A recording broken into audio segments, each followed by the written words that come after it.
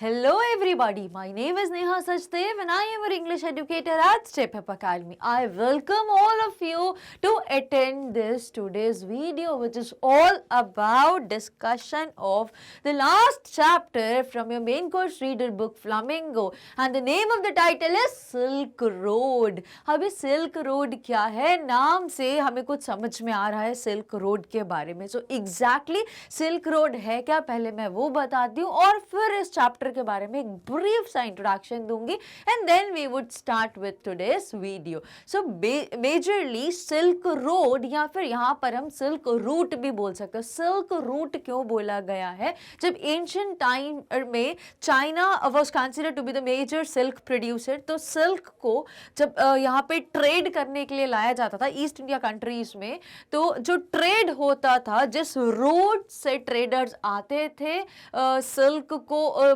Bye या cell करने के लिए, तो उस रूट को यहाँ पे सिल्क रूट बोला गया है. और ये चैप्टर थोड़ा सा सिल्क रूट से थोड़ा सा डिविएट होके हो रहा है, और बट कोरिलेशन है at the end of the day. Now majorly talking about what exactly is the silk road about. तो ये जो चैप्टर है, इसमें जो हमारे ऑथर हैं, जो राइटर हैं, जो खुद प्रोटैगनिस्ट है, प्रोटैगनिस्ट मतलब जो खुद अपनी राइटिंग को डिस्क्राइब भी कर, नैरेट भी कर रहे हैं अपनी स्टोरी को. सो मेजरली निक मिडल्टन जिनका नाम है, वो इस चैप्टर में वो एक ट्रैवलॉग करना चाहते हैं. कहाँ से स्टार्ट होते हैं? फ्रॉम द स्लोप्स ऑफ रेवू टू माउंट कैलाश. अब वो क्यों वो ये ट्रेवल करना चाहते हैं? यहाँ से लेके इस जगह पर उनको कोरा करना है. अब कोरा क्या होता है? जैसे अलग अलग कल्चर्स में अलग अलग कुछ स्पिरिचुअल सेंस में मानी जाती हैं चीज़ें, कि अगर आप यहाँ पे इस जगह पर्टिकुलर इस प्लेस पे जाओगे, so you would be like above from all the sins and free from all the sins. So ऐसा मोक्ष प्राप्त करोगे.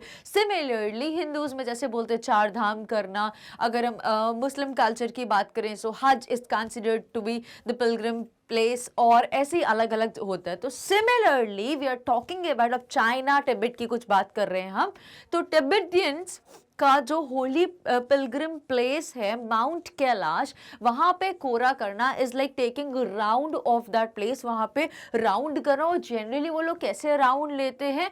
Bye lying on the floor. वो पूरा लेट के और फिर ऐसे हेड रख के, फिर जहाँ पे वो एंड करा वहीं से फिर से लेट के, तो ऐसे करके वो पूरे अपने राउंड्स को कंप्लीट करते हैं. दिस इज एग्जैक्टली, तो यही चीज हमारे प्रोटैगनिस्ट यहाँ पे करना चाहते थे, और इसी लिए उन्होंने ये ट्रेवल अपना स्टार्ट करा, जिसके बारे में अब हम इस वीडियो में एग्जैक्टली पढ़ेंगे बहुत ही समराइज्ड वे में, in order to complete the entire chapter in least time as possible. और उसके बाद जो कुछ फ्रेजेस दिए गए हैं बिगिनिंग ऑफ योर चैप्टर में, हम उनको डिस्कस करेंगे और क्वेश्चन आंसर डिस्कस करके इस वीडियो को वाइंड अप करेंगे. So come students, let's try to understand exactly. हम भी इसी बहाने एक अपनी तीर्थ यात्रा टुवर्ड्स माउंट कैलाश कंप्लीट करते हैं और देखते हैं कि ये जर्नी कैसी थी. तिब्बत के जो रास्ते हैं, वहाँ के लोग, वहाँ की चीजें, नेचुरल ब्यूटी, वहाँ का फ्लोरा फाउना क्या है एग्जैक्टली. कितनी मजेदार जर्नी होने वाली है. स्लोप्स में कभी हमें स्टीप स्लोप्स मिलेंगे, कभी हमें प्लेट्यूज मिलेंगे, और कभी हमें प्लेन्स मिलेंगे. क्या वो ग्रासलैंड्स हैं? वहाँ के कैसे लोग हैं? वहाँ की लाइफस्टाइल कैसी है? और इन चीजों को डिटेल में हम बहुत अच्छे से इस वीडियो में समझते हैं. So here we go first with the theme of the chapter. Majorly chapter की थीम क्या है? Chapter theme is something around which the entire chapter is revolving. मतलब ये मेन फ्लो है जिसमें पूरी चैप्टर फ्लो हो रही है. So this chapter is a part of travelogue about the author's travel along the ancient trade route. अब कहाँ से ट्रेवल कर रहे हैं? जो पुराना ट्रेड रूट था, which is called as Silk Road या सिल्क रूट भी बोल सकते हो, बिकॉज इस रूट से सिल्क को ट्रेड किया जाता था. वो इस रूट को फॉलो करते, इस पाथ को फॉलो करते थे, इस रोड को, तो उसको सिल्क रोड का नाम दे दिया है. regions as they are now. I missed something. This chapter is a part of travelogue about the author's travel along the ancient trade route which is called Silk Road regions as they are now. This account of the Silk Road with its contrast and exotic detail describes the challenges and hardships the author faced while journeying to Mount Kailash on a pilgrimage. Pilgrimage का मतलब क्या होता है? तीर्थ यात्रा करना, धार्मिक यात्रा करना. तो जब हमारे author protagonist mister Nick Middleton जब ये यात्रा उन्होंने प्लान करी तो क्या क्या हार्डशिप्स आई. देखो बहुत ऑब्वियस सी बात है, जब हम किसी हाई माउंटेन रेंज पे जब हम ट्रेवल करना प्लान करते हैं या ट्रेवल करना शुरू करते हैं तो बहुत सारी प्रॉब्लम आती है. सबसे पहली चीज़ आप सबको पता होगा कि माउंट कैलाश में बहुत ज़्यादा टाइम स्नो से यहाँ के जितने भी माउंटेन्स हैं वो कवर्ड रहते हैं. पूरा बर्फ, इतना ठंडा पीक का टेम्परेचर रहते हैं. तो ठंड की वजह से, और वो भी जब हम हाई एल्टीट्यूड्स में ट्रेवल करते हैं तो वहाँ पे ऑक्सीजन की कमी होने लगती है और जिसकी वजह से बहुत सारे लोगों को प्रॉब्लम होती है. तो कॉमन प्रॉब्लम क्या होती है? नॉसिया की, वॉमिटिंग की प्रॉब्लम होती है लोगों को, नोज में कंजेशन की प्रॉब्लम हो जाती है, ब्लॉकेज हो जाता है, साइनस की प्रॉब्लम होती है जिसकी वजह से हेडेक हो सकता है, खाने पीने की कुछ प्रॉब्लम हो सकती है और ठंड की वजह से कुछ और लोगों को कुछ और प्रॉब्लम्स भी ट्रिगर कर सकती हैं. और ट्रेवल करने में कई बार हमारी जो जिस कार या जिस 4 व्हीलर से हम लोग ट्रेवल कर रहे होते हैं उसको ड्राइव करने में भी काफ़ी प्रॉब्लम होती है बिकॉज ऑफ सारी जगह आइस जम जाती है. तो वहाँ पे कट्स लेना, बिकॉज कोई बहुत ही डीप ऐसी बहुत ही इधर देखो तो एक तरफ खाई और एक तरफ देखो तो बिल्कुल पहाड़ है, तो उधर से कट्स लेना बीच में से, तो वो काफ़ी ट्रिकी चीज़ें हो जाती है. तो ये सारी एग्जैक्टली प्रॉब्लम्स होती है जब हम ट्रेवल करते हैं टुवर्ड्स माउंटेन एरियाज. ऐसे ही कुछ हार्डशिप्स और ऐसे ही कुछ चैलेंजेस फेस करे थे किन्होंने? निक मिडल्टन ने, जब उन्होंने प्लान करा था कोरा करने के लिए, that to at Mount Kailash. Now let's check with brief introduction of the chapter और फिर हम इसकी summary को discuss करेंगे. So Silk Road summary, it is about the author's journey which starts from the slopes of Revu to Mount Kailash. इन्होंने start कहाँ से करी अपनी जर्नी? स्टार्ट करी है इन्होंने स्लोप्स ऑफ रेवू से लेके कहाँ पे इसको एंड करेंगे? माउंट कैलाश. वहाँ पे कोरा करेंगे और उनकी जर्नी फाइनली कंप्लीट हो जाएगी. अब ये जर्नी वो अकेले नहीं करना चाहते थे बिकॉज कोई भी अगर एक लॉन्ग ट्रेवल हो उसको अकेला करो तो बहुत ही बोरिंग हो जाता है. वो चाहते थे कि उनके साथ उनकी कोई कंपनी करे उनको, जिससे उनकी जो जर्नी है वो बहुत ही इंटरेस्टिंग हो जाए और उनको बहुत ही अच्छा लगे किसी की कंपनी एंजॉय करने में.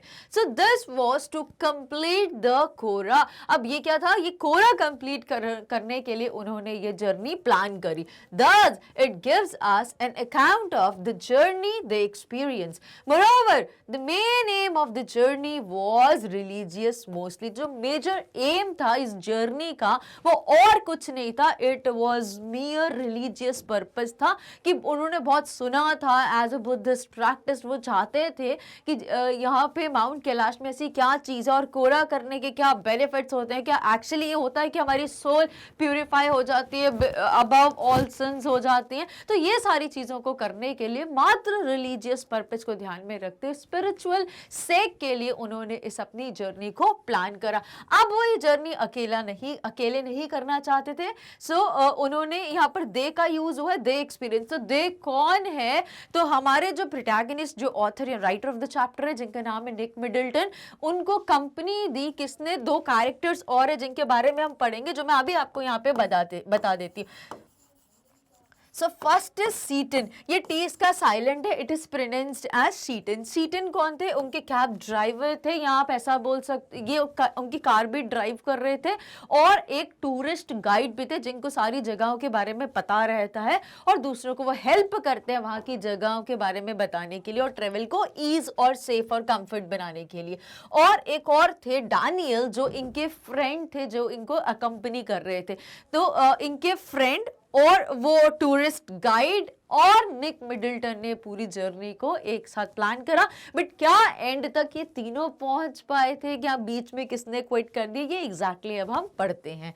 Now moreover, the main aim of their journey was religious mostly. We see that the author wishes to complete the journey to Mount Kailash.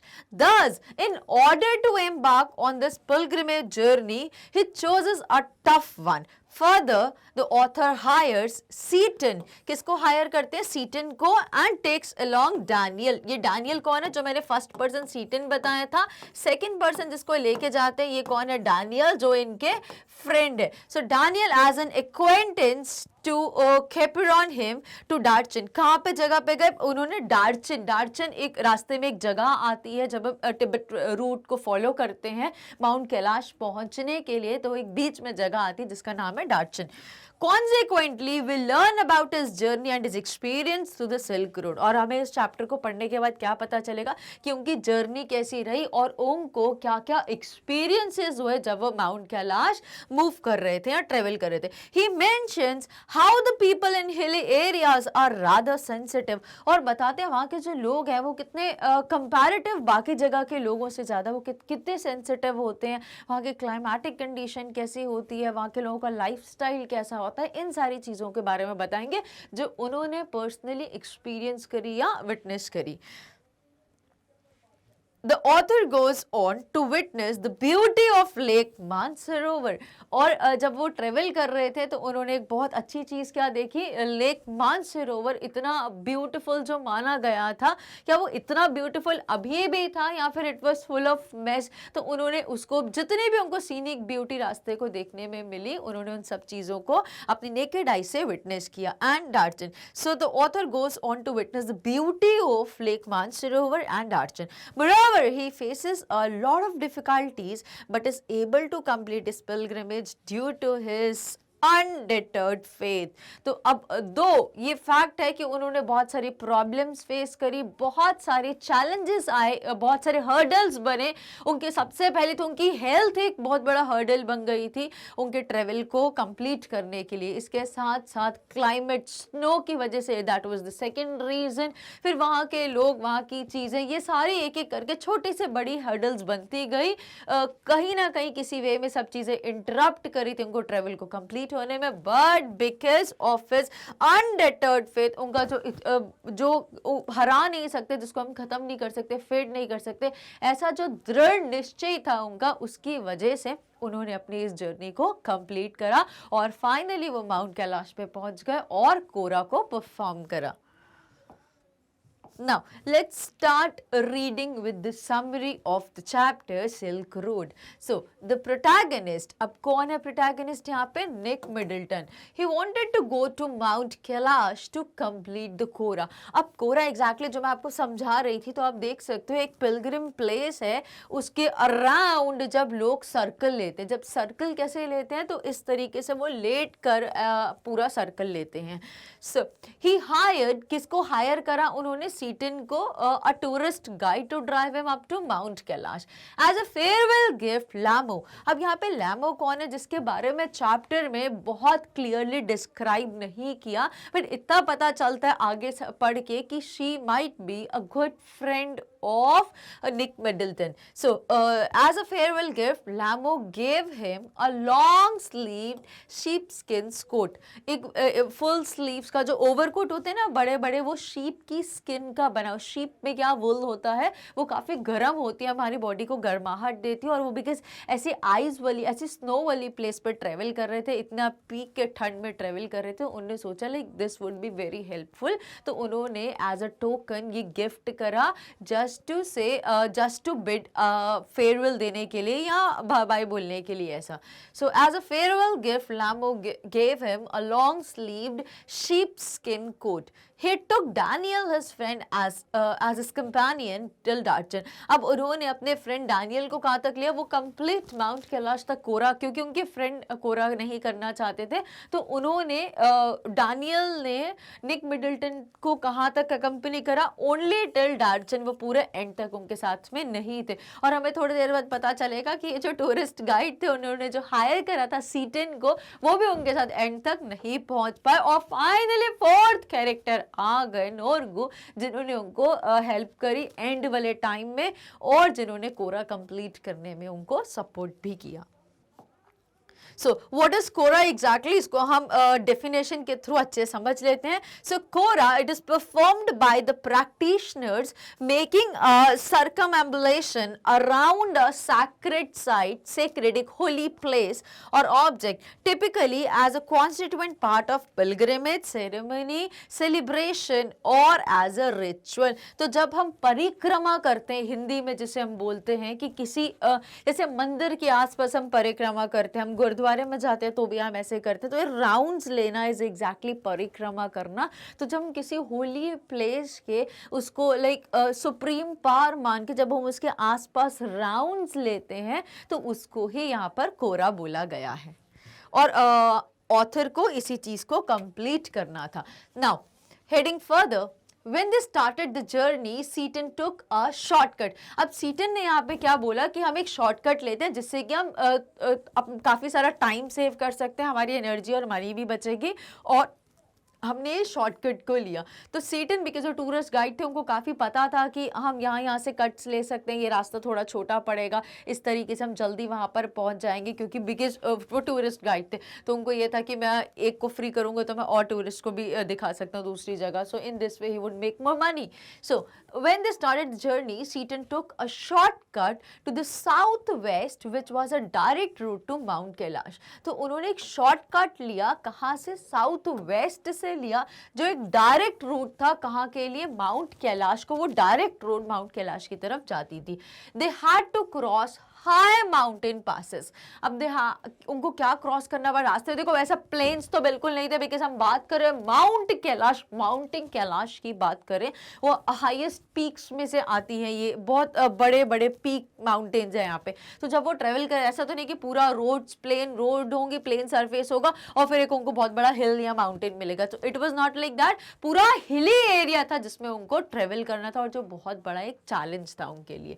So they had to cross high mountain passes. अब high mountain passes की अगर मैं बात करूं, so these are high mountains, ये बड़े बड़े ऊंचे ऊंचे पहाड़ों की चोटियां हैं। And what do you understand by passes? ये जो बीच का ऐसा वाला जो वे है, ऐसा वाला एक माउंटेन पीक दूसरे माउंटेन पीक को जो बीच में कनेक्ट करता है, इनको हम पासेस बोलते हैं। सो they had to cross high mountain passes to reach their destination. उनको फाइनली माउंट कैलाश पे पहुंचने के लिए इन सारे पासेस को क्रॉस करना पड़ा, इन सारे पासेस को ट्रेवल करके आगे जाना पड़ा। Seaton assured him that it would be no problem if there would be no snow. तो सीटन जो गाइड था वो उनको ये बोलता है कि कोई प्रॉब्लम नहीं होगी आप लोगों को इस रूट पे चलने के लिए, मेरे साथ चलो, मुझ पर ट्रस्ट करो।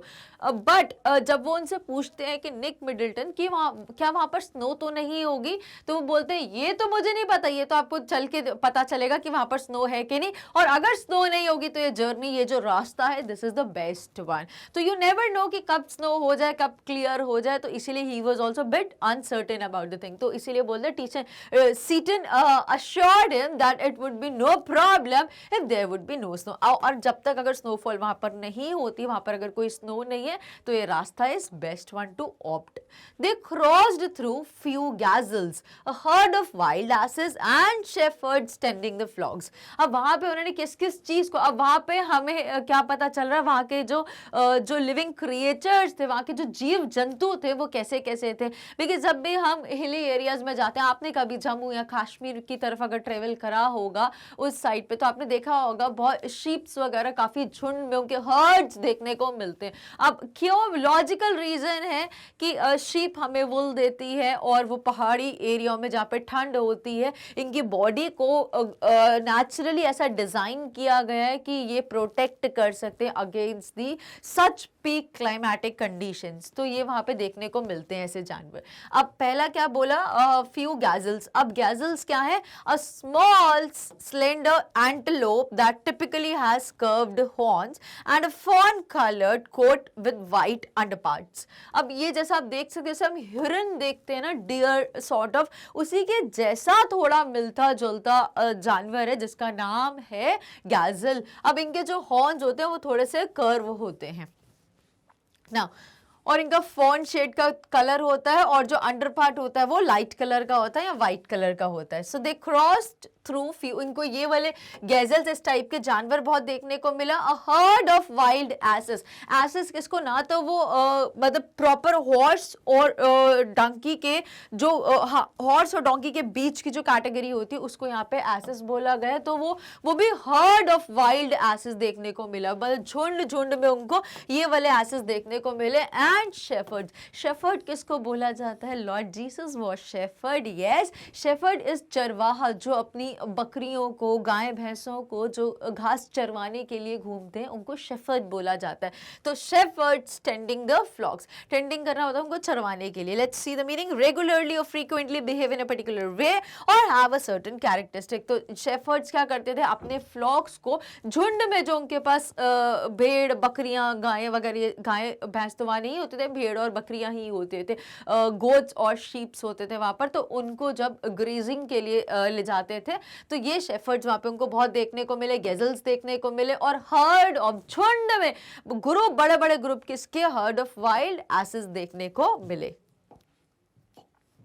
ये वो बता रहे हैं जब वो अब उनकी जर्नी स्टार्ट हो गई और जब वो तिब्बत रूट को फॉलो कर रहे थे तो उन्होंने आसपास में क्या क्या चीज़ों को विटनेस किया वो उस जर्नी के साथ साथ हमें बता रहे हैं।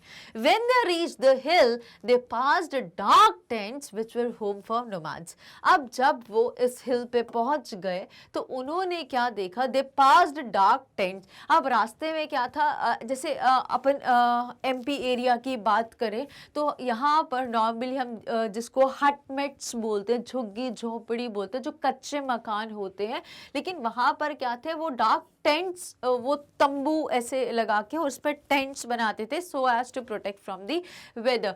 तो दे पास्ड डार्क टेंट्स, उन्होंने देखा कि बहुत डार्क कलर के टेंट्स हैं वहाँ पर जिसमें नोमैड्स रहते हैं।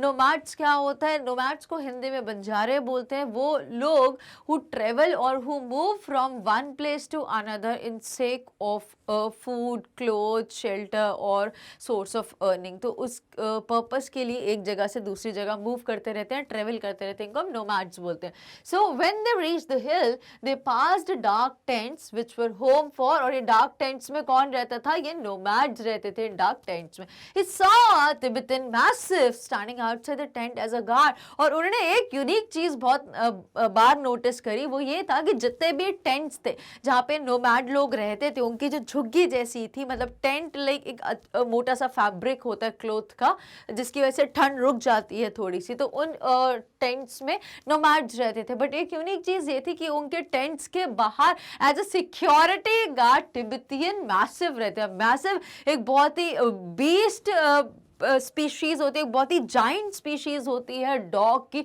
जो बहुत ही डेंजरस होते हैं, जो बहुत ही हॉरिबल से दिखते हैं और वैसा लगता है कि वो इंसान को ही खा लेंगे, जिसकी इमेज आप क्लियरली यहाँ पर देख सकते हो और आपको समझ में आ रहा है कितना लार्ज जॉ है इस तिब्बतियन मैस्टिफ का, वो भी डार्क ब्लैक कलर का। सो ही सॉ, ही कौन है यहाँ पे, हमारे protagonist, narrator, author Nick Middleton. So उन्होंने क्या देखा जब वो जर्नी कर रहे थे अपनी, तो उन्होंने देखा कि तिब्बतियन मैसिव है who stand outside the tent as a security guard, घर को प्रोटेक्ट करने के लिए, उस टेंट को प्रोटेक्ट करने के लिए उनके टेंट्स के बाहर यहाँ पर मैसिव्स खड़े हैं।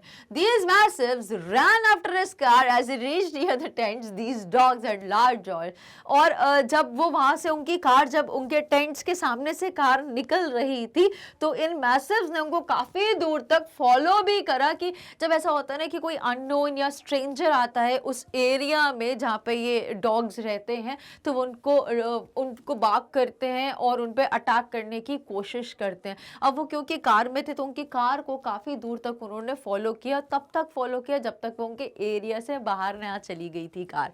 सो what is exactly the meaning of mastiff, हम इसको जल्दी से रीड करके पढ़ लेते हैं। Nomad, as I said, a member of a people that travels from place to place to find fresh pasture for its animals and has no permanent home, जिनका permanent घर नहीं होता है। Mastiffs क्या है? A dog of a large, strong breed with drooping ears and pendulous lips. ऐसे गिरे हुए कान जैसे आप देख सकते हो, dropping ears हैं और pendulous lips, मतलब बहुत बड़े बड़े से ऐसे होठ, जो जॉ है बहुत बड़ा सा है। तो दिस इज ऑल, यहाँ पे हमें इन दो चीज़ों के बारे में पता चल। लेट्स सी फर्दर कि और राइटर ने और ऑथर ने क्या क्या विटनेस करा when he was travelling. Next, as soon as they entered the valley, they witnessed snow-capped mountain. अब जैसे ही उन्होंने इस वैली में एंटर करा तो उन्होंने क्या अमेजिंग चीज देखी. They witnessed snow-capped mountain. Snow-capped मतलब बर्फ से ढके हुए उन्होंने माउंटेन्स देखे. ऐसा लग रहा था कि पहाड़ों ने भी बर्फ की कैप पहनी हुई है, बिकॉज उनके हेड पे, जैसे हम यहाँ पे देखें ये माउंटेन्स हैं ऐसे ऐसे करके, तो यहाँ पे जो हेड पे था ये व्हाइट कलर की पूरी स्नो से उनको कवर कर रही थी, स्नो उनको कवर कर रही थी. So snow capped mountains with rivers flowing, और जहाँ पे क्या थे ये रिवर्स ऐसे फ्लो कर करके आ रहे थे, और कुछ रिवर्स तो ऐसे थे कि वो जैसे आप मानो कि ये कोई रिवर और जम गए हैं ये पूरे, बिकॉज ऑफ इतना टेम्परेचर कम हो गया था, माइनस में टेम्परेचर हो गया था, जहाँ पे वाटर भी बिल्कुल वाटर भी आइस बन जाता है, पानी भी जम जाता है वहां पर. सो as soon as they entered the valley, they witnessed snow-capped mountains with rivers flowing which were blocked with ice. When they were riding through the hill, the turns became sharper and roads became bumpier. अब क्या हुआ, जब उन्होंने आगे journey को proceed करा, जब इन वादियों में से उनकी गाड़ी निकल रही थी, so when they were riding through the hill, the turns became sharper. अब जो टर्न्स थे वो ऐसे टर्न्स, आपने कभी अगर प्रैक्टिकली कोई हिली एरिया में ट्रेवल किया होगा तो आपने ज़रूर इस चीज़ को प्रैक्टिकली विटनेस किया होगा कि जो कर्व्स होते हैं वो ब्लाइंड कर्व्स होते हैं. यू नेवर नो कि वहाँ से कौन सी गाड़ी आ रही है, बिल्कुल अंधे मोड़ जिनको हम बोलते हैं, बिकॉज हम बिल्कुल ऐसे टर्न्स होते हैं हमें बिल्कुल पता नहीं चल पाता कि उस डायरेक्शन से कौन सी गाड़ी आ रही है, बिकॉज हम इस डायरेक्शन से जा रहे हैं. तो ऐसी चीज़ें उन्होंने विटनेस करी. द टर्न्स बिकेम शार्पर, जो टर्म थे, जो जितने भी मोड़ थे वो सब और ब्लाइंड हो गए और शार्पर हो गए. एंड रोड्स बिकेम बम्पियर, और रोड्स पे और ज़्यादा बम्प्स लगे थे. तो ये जैसे मान लीजिए रोड है, इस पे कुछ बम्प्स है, तो रोड जिसकी वजह से ज़्यादा झटके लग रहे थे उस रोड पे ट्रेवल करने में. Tsetan was driving in third gear, और इसीलिए सीटन ने अपनी कार की स्पीड को बहुत ज़्यादा कम करके रखा हुआ था, वो थर्ड गियर में कार को चला रहे थे. The protagonist could feel the pressure in his air, और जैसे ही उनको ऐसा थोड़ा रियलाइज हुआ कि वो हाइट की तरफ मूव कर रहे हैं, वो हाई एल्टीट्यूड में थोड़ा पहुंच चुके हैं. तो आप लोगों ने भी ऐसी चीज़ विटनेस करी होगी. जैसे बहुत कॉमन एग्जाम्पल, कभी अगर आप लोग वैष्णो देवी गए होंगे तो जब हम वो जर्नी स्टार्ट करते हैं या फिर जब हम कटरा पहुंच जाते हैं तो वहाँ पे हमारे ऐसा लगता है हमारे कान बंद होने लग गए. It is because of the pressure, जो एटमॉस्फेरिक प्रेशर होता है वो कम होने लग जाता है, और हमें कान बिल्कुल बंद होने लग जाते हैं, और उसी की वजह से नौशे और बहुत सारे लोगों को कुछ कुछ फील होने लग जाता है. सो उनको हमारे निक मिडल्टन प्रोटैगनिस्ट को भी ऐसा ही कुछ लग रहा था. He could feel the pressure in his ears. He held his nose snorted to clear the congestion, और उनके नोज में ब्लॉकेज हो गया था, पूरा नोज में उनके कंजेशन हो गया था, और उसके लिए उनको स्नॉट आउट करना पड़ा, ब्लो आउट करना पड़ा, ताकि उनको कंजेशन से थोड़ा रिलीफ मिल जाए, उनका नोज, उनके जो नोस्ट्रिल्स हैं वो थोड़े से क्लियर हो जाए और प्रॉपरली वो ब्रीथ कर सके. एग्जैक्टली यहाँ पर उनको ब्रीदिंग में प्रॉब्लम आ रही थी, बिकॉज जितना हाइट पे हम जाते जाएंगे उतना ऑक्सीजन लेवल कम होता जाता है, जिसमें ब्रीथ करने की सबसे बड़ी प्रॉब्लम हो जाती है. सो ही चेक्ड हिज रिस्ट वॉच, और जब उन्होंने अपने रिस्ट वॉच को चेक करा तो ये देखने के लिए कि कितनी हाइट पर पहुंच गए, कितने उनका क्या लेवल है जहाँ पर वो अभी हैं. सो he checked his wrist watch. They were at 5210 meters above sea level. 5210 meters above sea level. इतनी ज़्यादा हाइट पे पहुंच चुके थे. तो ये सारी चीज़ें नोज में कंजेशन होना, ब्लॉकेज होना, प्रॉपरली ब्रीद ना कर पाना, या ब्रीदिंग में प्रॉब्लम होना, कान बंद हो जाना, तो ये सारी चीज़ें बहुत ही ऑब्वियस लग रही थी, और इसीलिए उन्होंने चेक करा तो he found that he was above he was exactly 5210 meters above the sea level. अब यहाँ पे दो वर्ड्स हैं जो हम जल्दी से डिस्कस कर लेते हैं.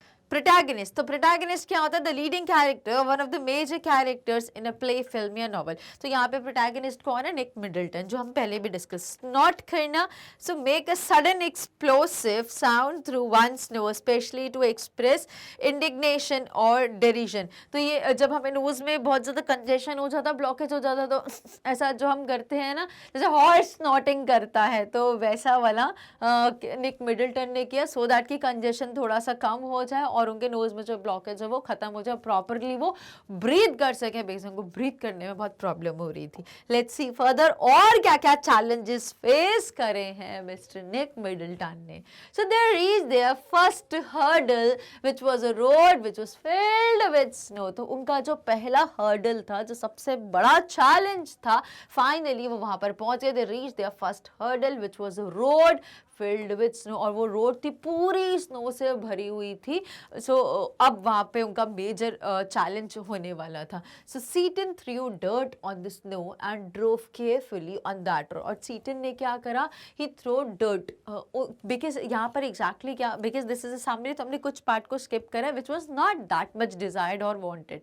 सो यहाँ पर एग्जैक्टली क्या हुआ था, जब वो गाड़ी चला रहे थे तो उनकी गाड़ी स्नो से बहुत स्लिप कर रही थी, तो उसको थोड़ा सा रफ बनाने के लिए उन्होंने कार के जो टायर्स होते हैं उस पर थोड़ी सी मड थ्रो करी, उस पर डर्ट थ्रो करी, ताकि वो थोड़ा रफ हो जाए और थोड़ी सी थोड़ा उनका अच्छे से होल्ड बन सके, वो स्लिप ना हो टायर आइस के ऊपर या स्नो के ऊपर। तो इसीलिए उन्होंने ऐसा करा। दे रिज्यूम्ड देयर जर्नी। अब उसके रिज्यूम करना मतलब फिर से वहाँ पे थोड़ी देर हॉल्ट करा होगा, बिकॉज वो टायर पे ऐसे डस्ट मिट्टी से भर रहे थे, या वो जहाँ पे स्नो थी उसके ऊपर मिट्टी मिट्टी डाल रहे थे ताकि थोड़ा रफ हो जाए और इतना ऐसे स्लिपरी सा ना बन पाए। स्नो की वजह से स्लिप हो रहे थे टायर्स, तो उसको थोड़ा रफ बनाने के लिए उन्होंने इस प्रोसेस को करा। तो थोड़ी देर के लिए उनकी कार हॉल्ट हुई और उन्होंने अपनी जर्नी को स्टॉप करा, फिर से वहीं से उन्होंने स्टार्ट करी। तो इसका मतलब होता है रिज्यूम करना, जहाँ पे हम ब्रेक लेते हैं वहीं से थोड़ी देर के बाद कंटिन्यू करना is resume.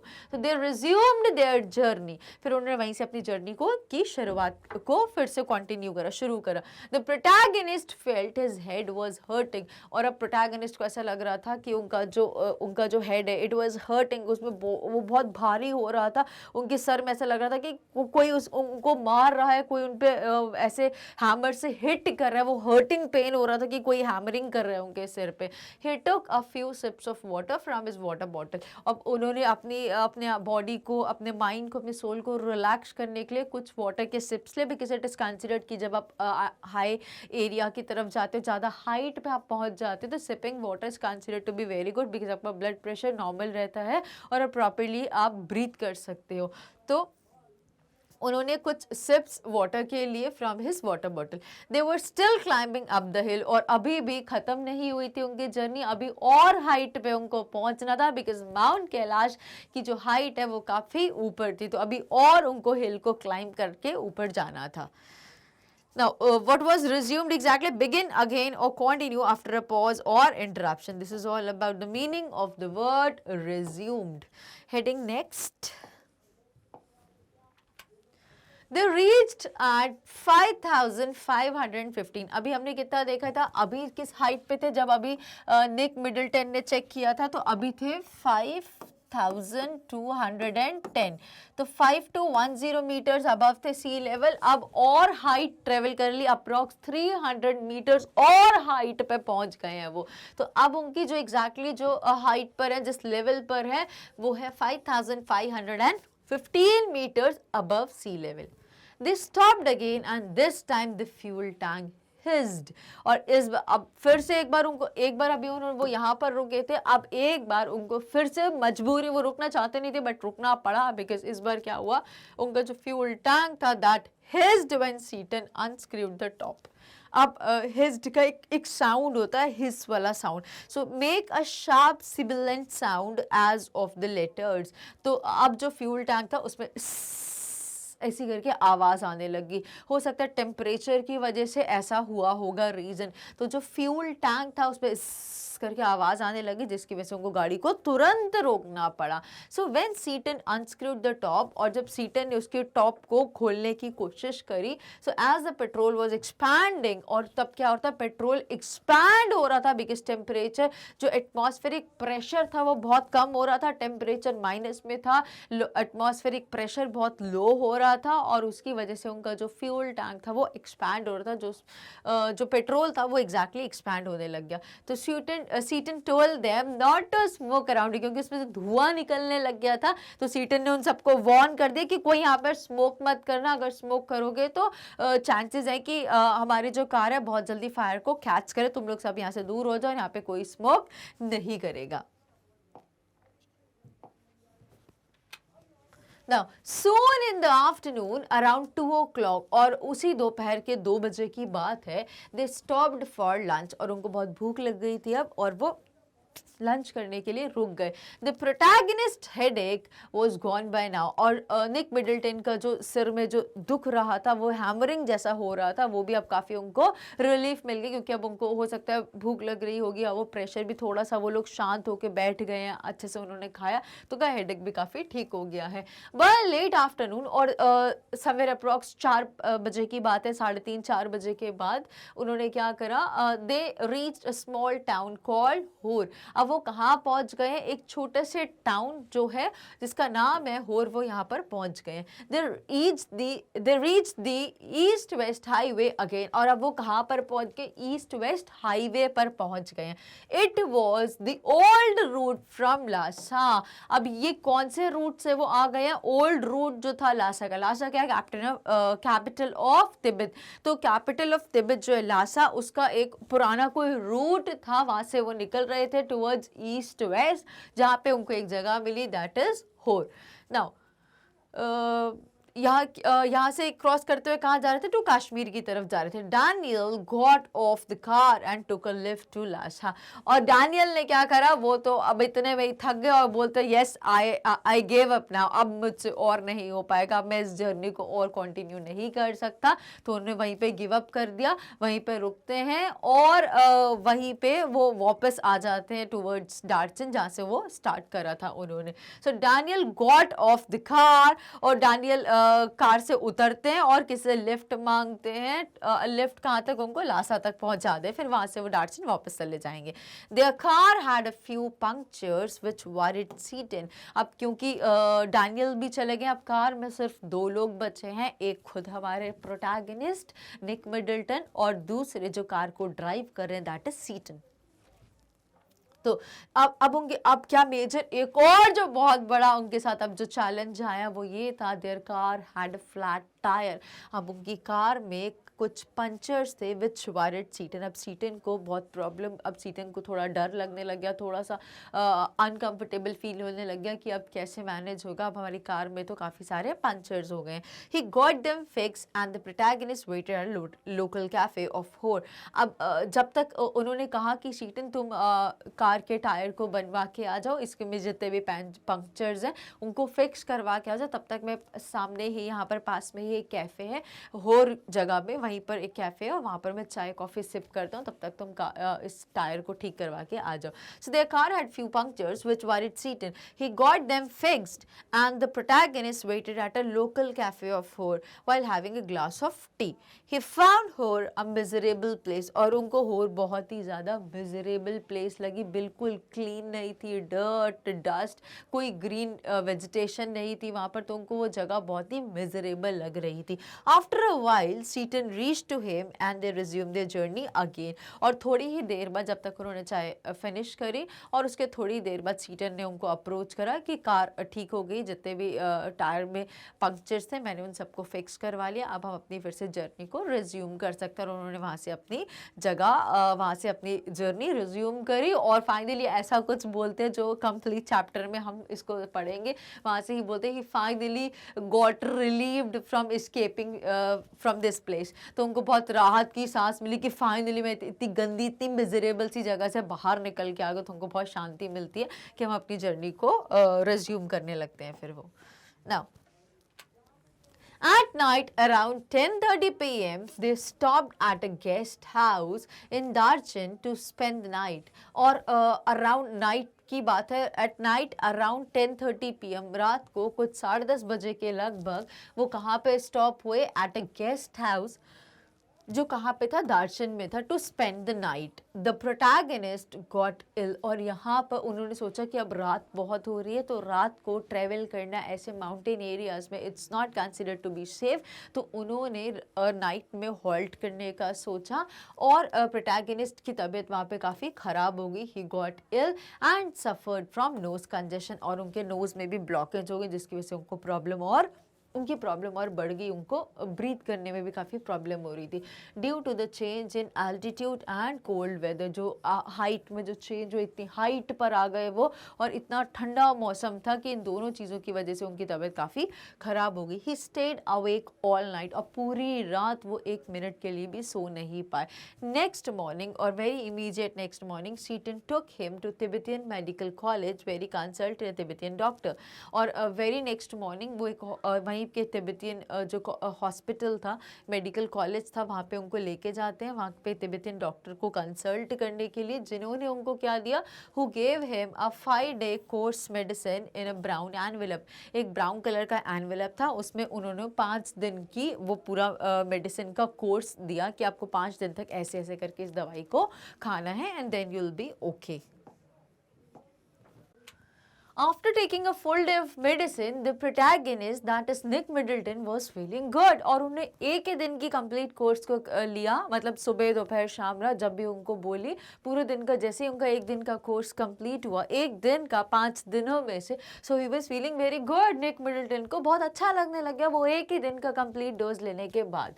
Seaton left him thereafter, assuring his health condition, और जैसे ही सीटन को ये ही फाउंड आउट दैट कि अब तो निक को बहुत अच्छा लग रहा है, Nick Middleton is feeling very good, और अब मुझे यहाँ से चले जाना चाहिए, तो उन्होंने बोला shall take your leave now, और वो चले जाते हैं in search of more travellers, because he was a tourist guide. तो उनको लगा कि मेरा बिजनेस का काफ़ी लॉस हो रहा है, इनकी तबीयत खराब हो गई, उनको वहाँ पे छोड़ना भी अच्छा नहीं लगा उस पॉइंट पे, बट नाउ ही थॉट कि एवरीथिंग इज सेटल्ड डाउन, तो अब वो यहाँ से लीव ले लेते हैं in search of more passengers.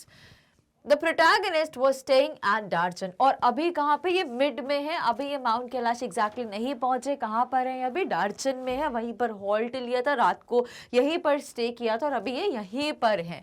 अब वो अकेले जाना नहीं चाहते, बिकॉज उनको लगता है कि मैं अकेले कोरा नहीं करना चाहता हूँ, there should be some company. अब वो कंपनी के लिए वो वहीं पर वेट कर रहे हैं, आगे इसको रीड करके समझते हैं। That place had a general store where Chinese cigarettes, soap and other things were available. अब वो जहाँ पर रुके थे दार्चन में, वहाँ पर क्या था, एक जनरल स्टोर था, और जनरल स्टोर में क्या क्या चीज़ें अवेलेबल थी, बिकॉज वो चाइना जा रहे थे, तिब्बत रोड की बात हो रही है, तो वहाँ पर क्या क्या देखा, चाइनीज सिगरेट्स अवेलेबल थी, सोप था, और अदर थिंग्स थी जो डे टू डे लाइफ में कुछ बेसिक नेसेसरी आइटम्स होते हैं, वो सारी चीज़ें वो ग्रोसरी शॉप या जनरल स्टोर में थी। In the afternoon, the men gathered at a shabby table to play pool every day. और वहाँ दार्चन, बिकॉज वो जब वो दार्चन पहुँचे उनको बिल्कुल अच्छा नहीं लगा। इससे पहले हमने डिस्कस करता हूर के बारे में, वो होर पहुँचे थे, HOR प्लेस का जो नाम था वो भी बहुत मिजरेबल थी, और ये भी इनको यहाँ पे आके भी बहुत अच्छा नहीं लगा। यहाँ पर जब वो उन्होंने क्या देखा कि दोपहर के समय में जितने भी मेन थे वो नियर बाय एरिया के, वो सब इकट्ठे हो जाते हैं, और एक शाबी, एक गंदे से मैले कुचाले से टेबल पे वो क्या खेलते हैं, टू प्ले पूल एवरीडे, जिसको हम स्नूकर बोलते हैं, एक टेबल पे ऐसे करके जो खेला जाता गेम है, तो वहां पर वो सब गंदे से टेबल पे इकट्ठे हो जाते हैं उस गेम को खेलने के लिए। What is shabby, in poor condition through long use और लैक ऑफ केयर, कोई इसकी केयर नहीं करता, प्रॉपरली मेंटेन नहीं है, साफ सफाई भी नहीं करी, धूल लगी हुई है, कहीं से डैमेज है, कटा हुआ है, टूटा हुआ है, तो वो ऐसी कंडीशन में वहां पर उसमें पूल खेल रहे हैं वहां के जो लोकल लोग थे। कहाँ पे, दार्चन की बात हो रही है ये। Now Women would wash their hair in the narrow stream. Darchan had one problem. अब women क्या कर रही थी वहाँ पे, they would wash their hair in the narrow stream. अब वहाँ पर जो बहुत ही एक पतली सी ऐसी जो धारा, पानी की जो धारा बह रही थी, एक नैरो सी स्ट्रीम जा रही थी, वहीं पे women अपने हेड वॉश कर रही थी, और ये देख के तो उनको और बुरा फील होने लग गया।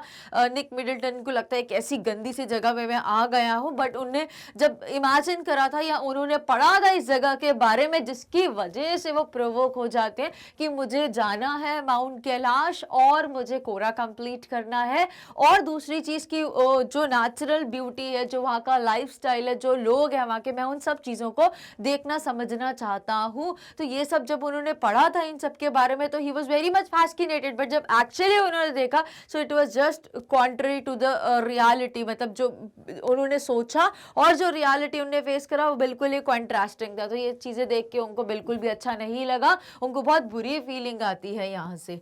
क्या क्या देखा, मैन गंदे से टेबल पे स्नूकर खेल रहे, पूल खेल रहे हैं, और विमेन जो है वो उसी जो पानी बह रहा है उसी में अपने हेयर वॉश कर रही है, तो ये सब उनको अच्छा बिल्कुल भी नहीं लग रहा था। दार्जिन हैड वन प्रॉब्लम, अब दार्जिन की एक प्रॉब्लम थी, वो क्या थी, इट हैड नो पिलग्रिम्स। अब पिलग्रिम्स तो वहाँ पे आते हैं माउंट कैलाश में कोरा करने, तो बहुत लाखों की तादाद में लोग आते हैं, बट व्हाट हैपेंड हियर कि जब निक मिडलटन ने अपना ये जो ट्रेवल प्लान करा तो वो जो पीक सीजन होता है वो सीजन में प्लान नहीं करा, सीजन के पहले ही कर लिया उन्होंने, तो इसीलिए उनको वहां पे बिल्कुल ना बराबर पिलग्रिम देखने को मिले। तो उन्होंने कहा कि दार्जिलिंग की एक ये प्रॉब्लम है कि यहाँ पे बिल्कुल भी पिलग्रिम नहीं, क्योंकि उन्होंने ऐसा एज्यूम करा, तो उन्होंने ऐसा सोचा था कि यहाँ पे काफी सारे पिलग्रिम्स हो गए, उनको कंपनी मिलेगी, उनको लोगों के थॉट्स पता चलेंगे, तो उनका बहुत ही इंटरेस्टिंग जर्नी होगी, बट ये सब नहीं हुआ उनके साथ। So he said that Darjeeling had one problem, it had no pilgrims according to the local people. और वहाँ के लोगों से अब उन्होंने पूछा ये रीजन क्या है, यहाँ पर तो कोई भी पिलग्रिम नहीं, बिल्कुल सूना है, बिल्कुल खाली पड़ी हुई है चीजें। So in the peak season, local लोगों ने क्या बोला, in the peak season of pilgrimage, जब ये पीक सीजन होता है पिलग्रिमेज करने का, तीर्थ यात्रा करने का जो राइट टाइम होता है, उनका जो पीक का सीजन होता है, the place would be filled with travellers, ये जगह पूरी ट्रैवलर से भरी रहती है। बट क्योंकि आप टाइम से पहले आ गए, अभी सीजन स्टार्ट नहीं हुआ, इसलिए you are finding not even a single pilgrim here. So he met a person in the Darchen's only cafe, और दार्जिन में सिर्फ एक ही कैफे था, दार्जिन्स ओनली कैफे, वहां पे सिर्फ एक ही कैफे था। वहां पे अब उनको पर्सन मिले जिसके बारे में मैंने आपको इंट्रोडक्शन में बताया था, दैट इज नोरबू। तो अब देखते हैं वो कौन थे, वो क्या करने आ रहे थे, जल्दी से। Now His name was Norbu, important name। अब नोरबू कौन है, ये वहाँ की यूनिवर्सिटी में जॉब करते हैं, और प्रोबेबली इनका वर्क है रिसर्च वर्क करना, एक रिसर्च स्कॉलर हैं, और इनका पर्पस था प्रोबेबली कुछ रिसर्च कर रहे होंगे अपनी थ्योरीज पे, या कुछ फाइंडिंग्स कर रहे होंगे, तो उसके लिए इनका पर्पस भी यही था कि इनको वहाँ पर कोरा परफॉर्म करना था। तो जो इनकी दोनों की सेम लाइकिंग्स होती है, सेम चॉइस और सेम पर्पस होता है, तो इन दोनों को एक दूसरे की कंपनी मिल जाती है। कैसे मिलती है, let's read. So his name was Norbu. कहाँ मिला था, जो दार्जिलिंग में सिर्फ एकमात्र कैफे था जहां पर निक मिडलटन कॉफी या टी पीने के लिए गए थे, वहां पर उनको एक पर्सन मिलता जिसका नाम है Norbu, who was a Tibetan working in Beijing at the institute of ethnic Literature of Chinese academy. अब ये कौन था, नोरबू कौन था, वो भी तिब्बतियन था जो वर्क करता था बीजिंग के इंस्टीट्यूट में जिसका नाम था Ethnic Literature of Chinese Academy of Social Science. He came to Darjeeling to complete the kora. अब वो भी क्यों आए थे, वो कोरा कंप्लीट करने के लिए आए थे, बिकॉज वो अपना कुछ वो रिलीजियस पर्पस के लिए कोरा नहीं कंप्लीट करना चाहते थे, या एज कोई सेरेमनी या रिचुअल परफॉर्म नहीं करना चाहते, कोई उनके अंदर स्पिरिचुअल वैल्यू नहीं थी, but because of his duty, जो वो रिसर्च कर रहे थे ऐसी जगहों के बारे में, इनके क्या बेनिफिट्स होते हैं, क्या चीजें होती हैं इनसे एसोसिएटेड, बिकॉज वो रिसर्च कर रहे थे, इसलिए वो चीज को प्रैक्टिकली परफॉर्म करना चाहते थे। So he came to Darjeeling. क्यों आए थे दार्जिलिंग में, to complete the kora, just like Nick Middleton के जैसे ये भी अपना कोरा कंप्लीट करने के लिए दार्जिलिंग में आए थे। He was fat and found it difficult to walk. उनका टमी, जब हम पूरा चैप्टर पढ़ेंगे तो हमें पता चलेगा कि उनका टमी काफी बेली टमी था, काफी मोटा सा पेट था। तो वो बहुत हिलारियस तरीके से बात करते हैं, उसको जल्दी से रीड करते हैं। तो protagonist decided to go on the pilgrimage with him. अब प्रोटैगनिस्ट निक मिडलटन ने डिसाइड करा कि चलो यार ये मुझे अच्छी कंपनी मिल जाएगा, बिकॉज सीटन भी जा चुका है और डैनियल तो काफी पहले ही लासा वापस चला गया था हमें बीच में छोड़ के, बिकॉज ही फाउंड कि अब मेरे बस की नहीं है, और वैसे भी उनको कोरा नहीं करना था डैनियल को, just for giving company to Nick Middleton. वो उनको कंपनी कर रहे थे, वो भी उनको मिडवे में छोड़ के चले जाते हैं व्हेन ही फाउंड कि बहुत सारी डिफिकल्टीज हैं, बहुत सारे चैलेंज है, ये मेरे बस की तो बात नहीं। So he quit and he return back to Lhasa जहां से उन्होंने स्टार्ट करा था। नाउ अब प्रोटैगनिस्ट डिसाइड करते हैं, बिकॉज वो तो कंपनी देखना चाह रहे थे, उनको तो कोई कंपनी चाहिए थी कोरा कंप्लीट करने के लिए।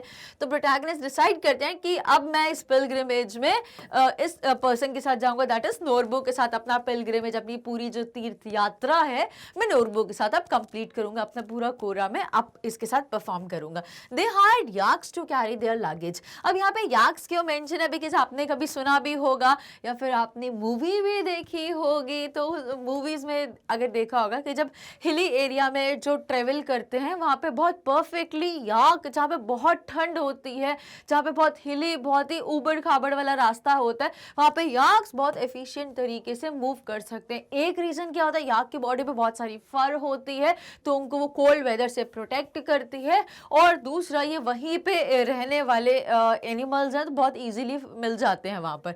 तो उन्होंने याक को हायर करा क्या करने के लिए, उनके लगेज को कैरी करने के लिए, ताकि वो थोड़े फ्री हो जाए और आराम से दोनों एक दूसरे की कंपनी को एंजॉय करके कोरा परफॉर्म कर ले।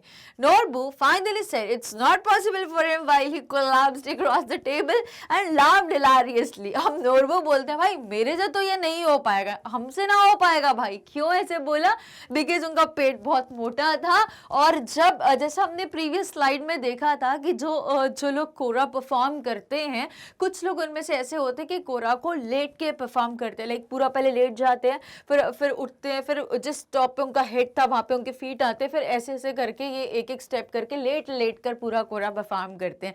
तो नोरबू ने तो पहले ही हाथ खड़े कर दिए कि मेरा इतना मोटा सा पेट और मैं लेटूं, फिर वहां से उठूं, फिर वहीं दूसरी जगह लेटूं, तो मेरे बस की बात नहीं है, तुम अपना देख लो, मैं तो ऐसे नहीं कर पाऊंगा। और ये बोलते बोलते वहीं पर चेयर पे हंसते हंसते बैठ जाते हैं। So Norbu finally said it is not possible for him while he collapsed across the table and laughed hilariously. collapse का वहीं पे गिर जाना और laugh hilariously, बहुत जोर जोर से हंसने लग गए। So having fallen down or given away or laughed hilariously means things that are funny can cause you to smile or giggle. तो इससे निक मिडल्टन को भी हंसी आने लगी कि यार कैसे बिहेव कर रहा है ये। His tummy was also too big, और उनका पेट भी काफी मोटा था, अच्छा मोटा ताजा। So This is all about the discussion of the entire chapter, और इस तरीके से वो दोनों एक दूसरे की कंपनी को एंजॉय करते हैं और बहुत ब्यूटीफुल तरीके से अपने कोरा को कंप्लीट कर लेते हैं, जो दोनों का ऑब्जेक्टिव था। Now let's try to understand few phrases which are given at the beginning of your chapter. तो सबसे पहला फ्रेज आया है डकिंग बैक। अब डकिंग बैक कहाँ पे यूज किया गया है, इसका मतलब क्या है, quickly going inside and then coming out. जब डक के जैसे, डक क्या करती है, पानी पे फ्लोट करती है तो तुरंत पानी में जाती है, तुरंत पानी से बाहर आ जाती है, तो उसको डक से रेफर करा गया है। सो डकिंग बैक इज तुरंत जाना अंदर और पानी से बाहर आ जाना।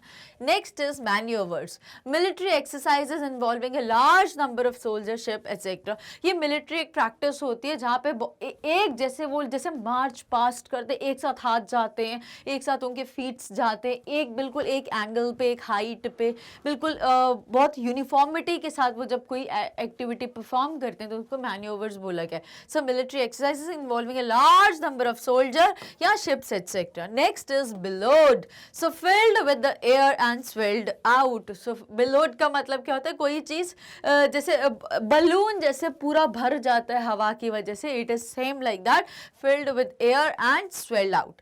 Next is swathe. स्वेथ का लिटररी कॉन्टेक्स्ट में मतलब क्या है, a long strip of land of something, contextually land stretched with snow। तो स्वेथ यहाँ पे बोला जा रहा है उन लैंड्स को जिन पे पूरी आइस की या स्नो की लेयर आ चुकी है। सो दैट इज स्वेथ, वो जो व्हाइट कलर की स्नो से जो कवर्ड एरिया है वहां, उसको यहाँ पर स्वेथ रेफर किया गया है। Let's read with few more.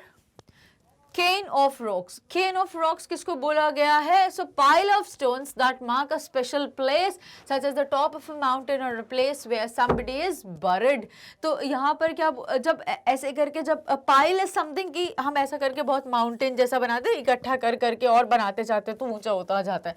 So cairn of rocks, rocks यहाँ पे किसको, छोटे छोटे पत्थर गिट्टी को जब इकट्ठा करते जाते एक साथ, तो ऐसे करके तो माउंटेन जैसा बन जाता है। तो पाइल अप करना, इकट्ठा कर देना, माउंटेन जैसा बना देना। So pile of stones that mark a special place as a, यहाँ पे हमने कोई इंपॉर्टेंट चीज है तो हम वहाँ पे पाइल अप कर देंगे और वहाँ पे कुछ लिख देते हैं, तो इससे पता चलता है कि यहाँ पे कोई इंपॉर्टेंट चीज है, तो इसलिए पाइल अप करा जाता है। So pile of stones that mark a special place such as the top of a mountain और a place where somebody is buried. But यहाँ पे ये कॉन्टेक्स्ट में ये पर्पस नहीं है, यहाँ पे कुछ इंपॉर्टेंट प्लेस बताने के लिए as a symbol, as a mark जो यूज करा था, that was a cairn of rocks. Next is carried down।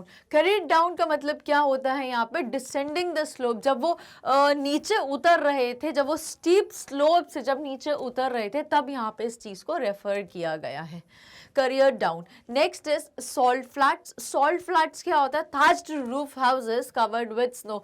तो जो कच्ची पक्की जो घर बने हुए थे, हट्स जैसे जो बने हुए थे, वहाँ पे यहाँ पे उनको रेफर किया गया, thatched roofed houses covered with snow। जो टेंट हाउस बोल रहे हैं, या वो जो कच्चे जो रूफ बने थे जो पूरा स्नो से कवर्ड थे, उनको यहाँ पे सॉल्ट फ्लैट्स बोला गया, बिकॉज वैसे लगते थे कि बिल्कुल फ्लैट तरीके से सॉल्ट उन पे रखा गया है, बिकॉज वाइट फीलिंग आ रही थी।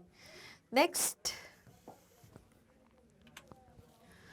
so let's now try to conclude with this chapter कि हमने क्या पढ़ा है, and let's read the conclusion. So to sum up the Silk Road summary, we learn about the author's journey through the Silk Road and the determination of pilgrims and the hardships they face। यहाँ पे हमने majorly क्या देखा कि जब कोई हम Pilgrim plan करते हैं, सबसे पहली चीज़ तो हमने जर्नी देखी थ्रू सिल्क रोड। वो क्यों देखी थी, जब कोई इंसान कोई पिलग्रिम प्लान करता है तो कितनी हार्डशिप, कितनी डिफिकल्टीज, कितने चैलेंजेस, कितने हर्डल्स आते हैं उस रोड पे, बट उन सब को डिटर्मिनेशन से हम उन सारे हर्डल्स को क्रॉस करते हैं, बिकॉज हम अपने ऑब्जेक्टिव को ध्यान में रखते हैं, that is to complete the kora here. तो यहाँ पे यही बताया गया कि हमें यहाँ पे ये चैप्टर को पढ़ के हमने ये कंक्लूड करा कि जो ऑथर की जर्नी थी through the silk route, silk road से जो उन्होंने जर्नी प्लान करी थी, और उनकी जो डिटर्मिनेशन थी पिलग्रिम की, और हार्डशिप जो उन्होंने फेस करी, इन सारी चीज़ों के बारे में हमें पता चला इस चैप्टर को कंप्लीट करके। अब हम जल्दी से क्वेश्चन आंसर्स डिस्कस करते हैं जो इस चैप्टर के एंड में दिए गए हैं। So let's read with the first question. Give the reasons for the following statements. The article has been titled Silk Road. इस आर्टिकल का जो टाइटल है वो सिल्क रोड है, उसको हमें जस्टिफाई करना है, why and how।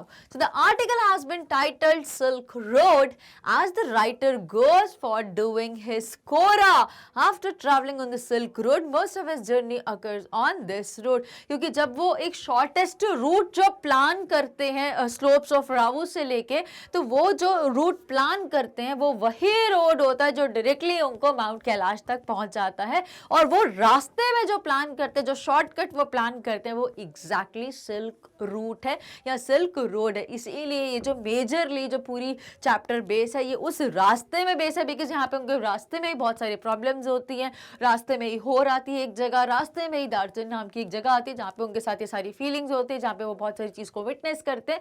So that is why Silk Road के बारे में हमें यहाँ पर बताया गया है। सो article is quite justified.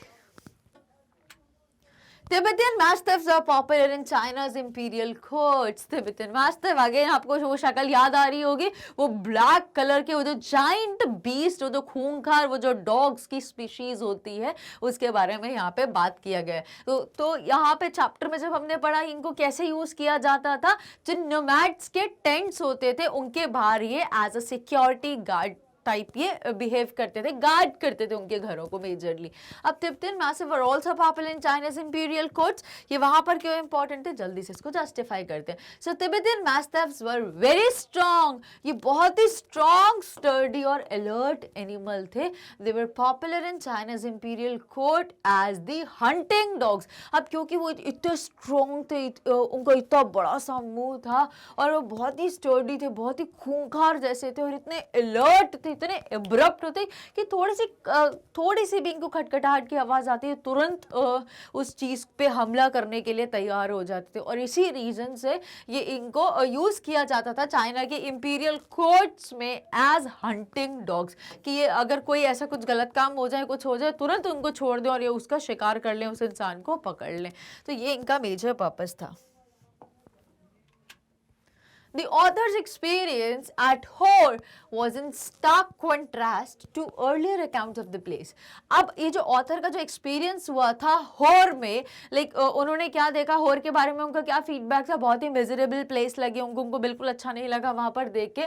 That was in stark contrast, वो बिल्कुल ही प्रिसाइज कॉन्ट्रास्ट में था। मतलब उन्होंने सोचा अच्छा था, बट हुआ जब उन्होंने खुद अपनी नेकेड आई से चीज़ों को विटनेस करा तो उनको बहुत बुरा फील हुआ। वेयरएज उन्होंने सोचा था, बहुत अच्छा सोचा था, इसीलिए उन्होंने ये अपनी जर्नी को प्लान किया था, which was in stark contrast to earlier accounts of the place. इसको भी जल्दी से जस्टिफाई कर लेते हैं। The author had come there for academic purpose. author यहाँ पे क्यों आए थे? academic purpose के लिए आए थे actually. So he was not emotionally swayed as his earlier pilgrims, the Swede or Japanese monks who were moved by the scarcity of the water by Mansarovar Lake.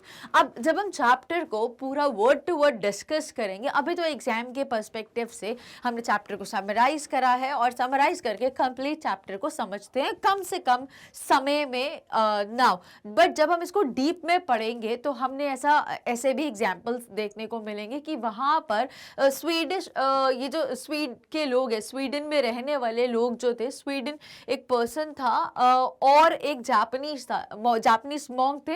ये पहले भी इस जगह पर गए और कहाँ पे पर्टिकुलरली गए? मानसरोवर लेक पे गए। तो वहाँ पे जो इतनी नेचुरल ब्यूटी थी, जो इतनी पिक्चरस्टिक वैल्यू थी, उससे इतने ऑस्ट्रक हो गए, इतने they were highly carried away with the beauty, with the natural beauty of this place, कि वो इतने इमोशनल हो गए कि उनकी आंखों में से आंसू आ गए। ऑल दो वो इमोशनल पर्सन नहीं थे, बट वो उस जगह पे they were just flat, they were highly carried away, कि वो इतने इमोशनल हो गए और उनकी आंखों से आंसू आ गए just because of the beauty of that place.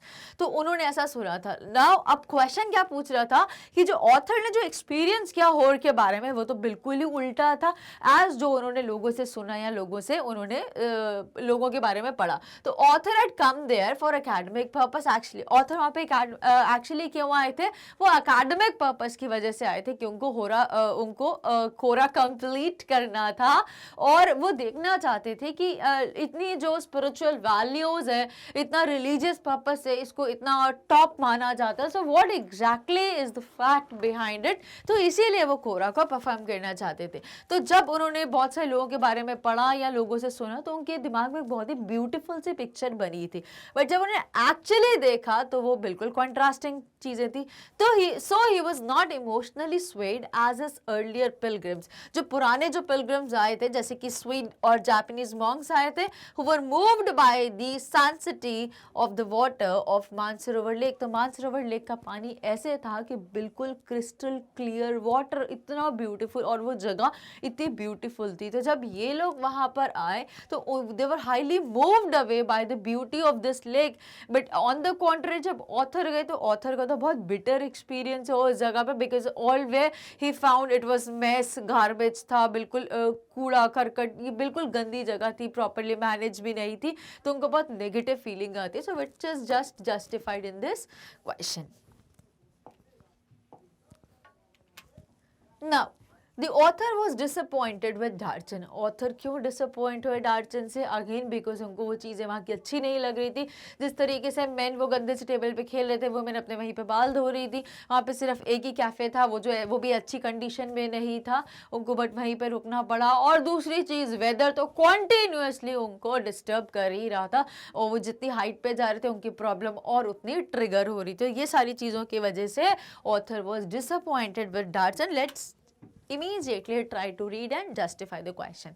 So Darjan was very dusty place. बहुत ही धूल मिट्टी गंदगी थी बहुत ही ज़्यादा. Heaps of garbage कैसे ऐसे करके heap झुंड इकट्ठे करे थे, like बहुत इसको पाइल अप करा था, पूरा गार्बेज के ढेर ही ढेर थे बड़े बड़े. ले स्कैटर्ड हेयर एंड देयर, इधर जहाँ भी वो देखते थे वो गार्बेज के सारी जगह हीप्स उनको देखने को मिलते थे. Moreover, the life here was very unhurried and relaxed, which didn't appeal the author at all. और तो और जो वहाँ के लोगों की लाइफ थी वो बिल्कुल कूल है, चिल, बिल्कुल रिलैक्स कर रहे हैं. उनको कोई मतलब नहीं है कि प्रोफेशनलिज्म होना चाहिए, फॉर्मलिज्म होना चाहिए. इन चीज़ों से तो बहुत ही दूर थे. बढ़िया के काम चल रहे हैं ना चले कोई फर्क नहीं पड़ता. वो तो अपना वो गंदे से टेबल पे फूल खेलेंगे और विमेन को भी कोई मतलब नहीं है. वो शाम को भी अपने हेयर वॉश कर रही हैं वो नैरो सी स्ट्रीट में. तो ये सब क्या नैरो सी स्ट्रीम में जो पानी की धार बह रही थी. सो मोreover the life here was very unhurried and relaxed चल रही थी, which didn't appeal the author at all. और author को ये सब देख के बिल्कुल भी अच्छा नहीं लगा. The feeling of relaxed was a significant drawback according to the author. और ये जो relaxed की जो feeling थी that was a significant drawback. और ये मतलब लोग इतने relaxed हैं, उनको कोई उनको टेंशन नहीं अपनी लाइफ के बारे में. they are not at all hard working, they are not at all professional in their attitude. तो ये सारी इतने बिल्कुल चिल कर रहे हैं. तो उनको लगा लोग क्या है, उनकी लाइफ का पर्पस क्या है, क्या कर रहे हैं. तो ये चीज़ें उनको देख के बहुत बुरी लगी, जिसकी वजह से वो थोड़े से डिसअपॉइंट हो जाते हैं उस जगह से और उस जगह के लोगों से. Then moreover the author had come a bit earlier to the season. और तो और author थोड़ा जल्दी आ गए थे. अभी पिलग्रिम का सीजन पिलग्रिमेज करने का सीजन शुरू नहीं हुआ था और वो टाइम से थोड़ा सा पहले आ गए थे. तो इसकी वजह से the author had come a bit earlier to the season of pilgrimage, hence there were no pilgrims. और इसी रीजन से वहाँ पर एक भी पिलग्रिम अवेलेबल नहीं था, एक भी तीर्थयात्री उनको नहीं मिला. He didn't want to do his Quora alone. और मेजर रीजन ये था ऑथर के साथ, निक मिडल्टन के साथ, कि वो अकेले कोरा परफॉर्म नहीं करना चाहते थे.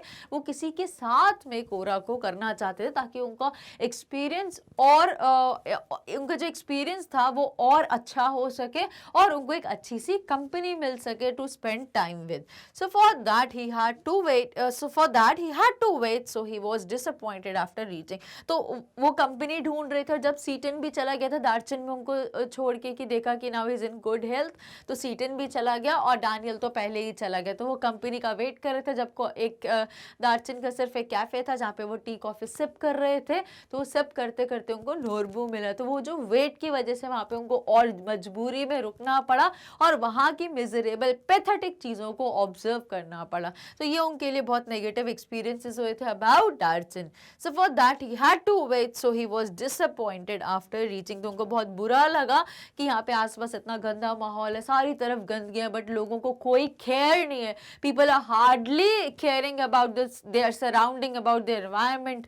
तो ये चीज़ें देख के लोग कैसे रिलैक्स रह रहे हैं, उनको कोई फर्क नहीं पड़ रहा है चीज़ों से. तो ये चीज़ों से देख के निक मिडल्टन को बहुत बुरा लगता है और उनको दार्चन की जो इमेज एक्चुअली उन्होंने बनाई थी वो बिल्कुल उसके कॉन्ट्रास्टिंग इमेज अब उनकी बन रही है. Heading with the next question, the author thought that his positive thinking strategy worked well after all. अब finally author को ऐसा लगा कि उनकी जो positive thinking की जो approach थी कि वो positive सोचते रहते हैं, अब उनको ऐसा लग रहा है कि नहीं, irrespective of negatives, despite the hurdles, problems, challenges, disappointments, फिर भी उनको positive रहना चाहिए क्योंकि उन्हें throughout life यही चीज़ को preach किया है, यही चीज़ को chant किया है और practically इसको फॉलो किया है, लाइक बी पॉजिटिव. तो यहाँ पर अब वो बोल रहे हैं कि the author thought that his positive thinking strategy worked well after all. और फाइनली बोलते हैं कि शायद कहीं ना कहीं वो मेरा पॉजिटिव एटीट्यूड था जिसकी वजह से मैं कोरा को सक्सेसफुली परफॉर्म करा है मैंने, और मुझे कंपनी जैसा मैंने थॉट था कि मैं किसी के साथ करना चाहता हूँ, मुझे कंपनी भी मिली. So let's try to read the answer for this question. The author had very limited consideration. After coming to Darchen, he felt lonely. अब author had very limited consideration. वो बहुत ज़्यादा चीज़ों को consider नहीं कर सकते थे, बहुत limited consideration थी उनकी. After coming to Darchen, he felt lonely. और जब Darchen पहुंच गए, जब सीटन भी चले गए उनको छोड़ के, डानियल पहले ही जा चुके थे, तो उनको बहुत lonely feel होने लग गया, उनको बहुत अकेला महसूस होने लग गया. So just then, और उस समय जब वो अकेले ही बैठ के कॉफी सिप कर रहे थे डार्चन की ओनली कैफे में, तब उनको एक पर्सन मिला, नोरबू. तो उनको लगता है कि मैं ऐसा पॉजिटिव, मेरा जो एटीट्यूड है टुवर्ड्स लाइफ वो बहुत पॉजिटिव है, और शायद कहीं ना कहीं मेरे पॉजिटिव एटीट्यूड की वजह से चीज़ें वैसी होती गई जैसा मैं चाहता हूँ. So just then he met a person whose name was Norbu. Though ill equipped for the pilgrimage, वो ही वाज नॉट. अब वो अच्छा, दूसरी चीज़ एक और इम्पोर्टेंट कि वो ऐसे पर्सन के साथ कोरा परफॉर्म करना चाहते थे कि जिसकी स्पिरिचुअल वैल्यू बहुत हाई हो, जो बहुत ही रिलीजियस हो. तो ऐसे, क्योंकि वो चाहते थे कि ऐसे पर्सन के साथ अगर मैं करूँगा तो मुझे वहाँ के बारे में और ज़्यादा जानने को मिलेगा, और फैक्ट्स क्या हैं, इनके क्या बेनिफिट्स होते हैं, क्या साइंस है, क्या मिथ है, तो वो और ज़्यादा जानना चाहते थे डीप में. इसीलिए वो ऐसे पर्सन के साथ कोरा को कंप्लीट करना चाहते हैं. बट अनफॉर्चुनेटली उनको किसके साथ कंप्लीट करना पड़ा? नोरबू के साथ. दो, और इसीलिए यहाँ पे बोले दो ill equipped for the pilgrimage. उसको ज़्यादा जानकारी नहीं थी कोरा के बारे में, बिकॉज वो भी पहली बार करने आ रहा था, और वो as a practice, as a religious, as a spiritual act नहीं करना था, वो एकेडमिक पर्पस को फुलफिल करने के लिए इस कोरा को करना चाहता था.